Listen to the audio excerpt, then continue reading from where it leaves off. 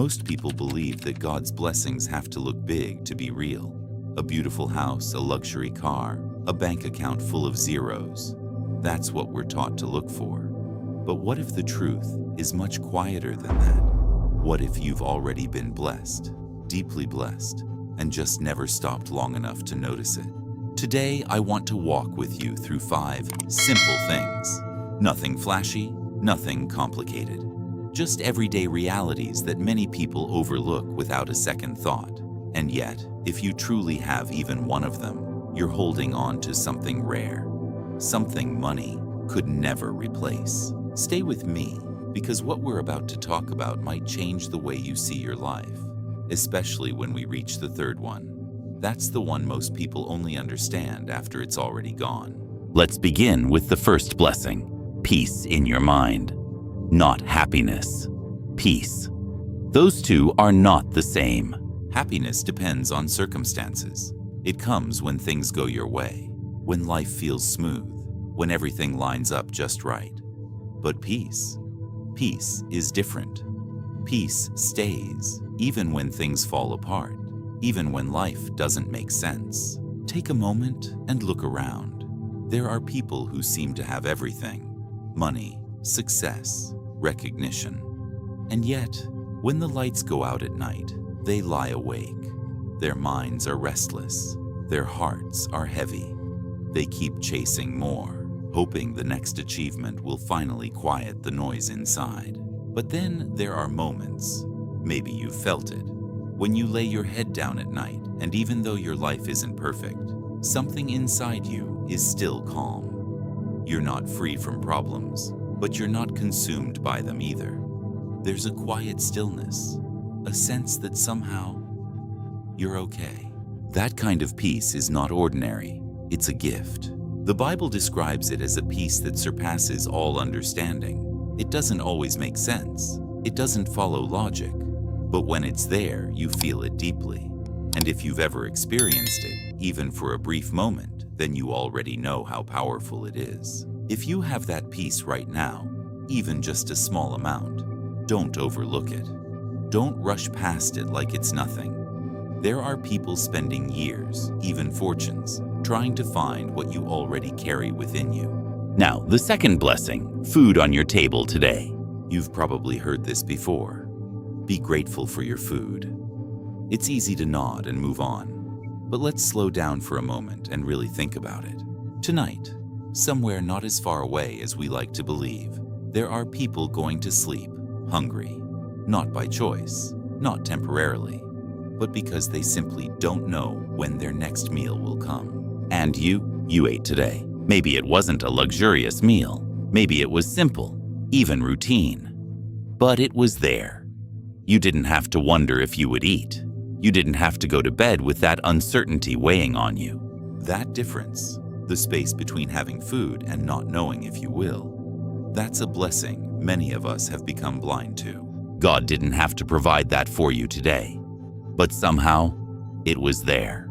And maybe the most meaningful thing you can do is not rush past it, but pause just for a second and recognize it for what it truly is.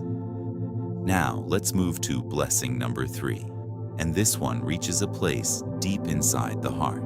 Someone who would answer if you called. Think about your phone for a moment. Not the apps, not the notifications, not the endless scrolling, but the people behind it. Is there at least one person, just one, that you could call at 2 o'clock in the morning and say, "I need you"? And they would answer? Not ignore it, not reply hours later, not send a message the next day, but truly answer. If the answer is yes, then you have something incredibly valuable, something that no amount of money can buy. Because right now, loneliness is quietly becoming one of the greatest struggles in the world. Doctors have even said it can be as dangerous as smoking. People are surrounded by followers, likes, comments, yet they feel completely unseen, completely alone. But if you have even one person who knows your voice, who understands your silence, who stays when things get difficult, you are rich in a way the world cannot measure. That person didn't just randomly appear in your life. God placed them there. And the fact that they are still there, still willing to answer, still choosing you, that is a blessing worth protecting. Don't wait until something breaks to reach out. Call them this week. Not because you need something, but simply to say, I'm grateful you're in my life.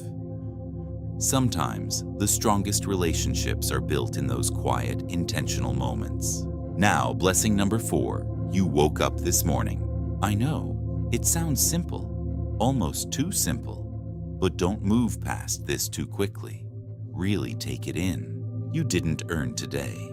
You didn't fill out an application for it. You didn't prove yourself worthy of another sunrise. You simply opened your eyes.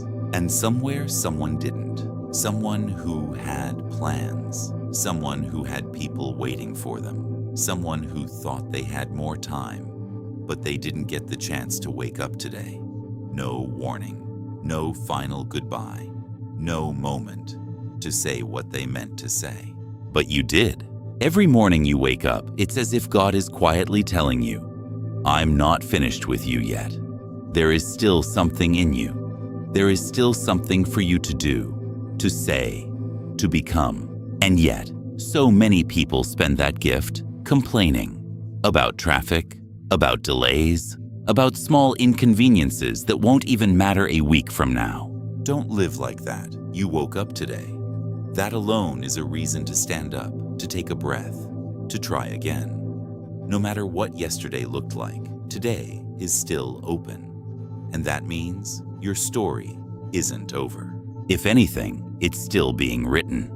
Now let's talk about blessing number 5. And this one may be the most powerful of them all. You still have faith, because faith is the one blessing that gives meaning to everything else. You can have peace, food, people, and even another day to live. But without faith, it can all feel empty, directionless, like you're just going through the motions. But faith changes that. Faith takes survival and turns it into purpose. It's what allows you to look at a difficult season and say, this is not the end of my story. It's what helps you stand back up after you've failed, after others have doubted you, even after you've doubted yourself.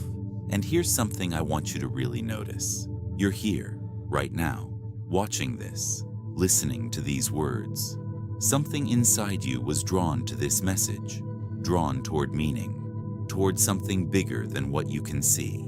That's not random, that's faith. Even if it's small, even if it feels fragile, even if it's just a quiet hope that refuses to disappear. Faith, even the size of a mustard seed, is powerful. Jesus said it himself. The smallest amount of real faith can move mountains. So if there's still a part of you that believes, a part of you that still prays, still hopes, still looks up when life gets heavy, then understand this clearly. God has not given up on you, and you shouldn't give up either. Protect that faith. Feed it. Don't let the noise of the world drown it out, because once you lose that connection, everything else begins to lose its meaning too. So let's come back to where we started. Most people spend their lives waiting for blessings that look big, loud, and obvious, something others can see and admire. But the deepest blessings God gives are often quiet. Peace in a chaotic world, a meal when others go without, one real person who answers when you call, another morning to begin again, and a faith that refuses to die. If you have even one of these, truly have it, then you are not lacking. You are not forgotten. You are not behind in life. You are blessed. And maybe the most important shift you can make today isn't working harder, chasing more, or even praying longer. Maybe it's simply opening your eyes to what's already in your hands. Because gratitude doesn't wait until you have more. Gratitude recognizes when what you already have is enough. If this message spoke to you, share it with someone who needs it, someone going through a difficult season, someone who may have forgotten just how much they still have. And if something here touched your heart, if even one of these blessings felt real to you, I want you to do something simple. Go down to the comments and write one word, blessed, just one word. Because sometimes the most powerful thing you can do is acknowledge that God has already been present in your life all along.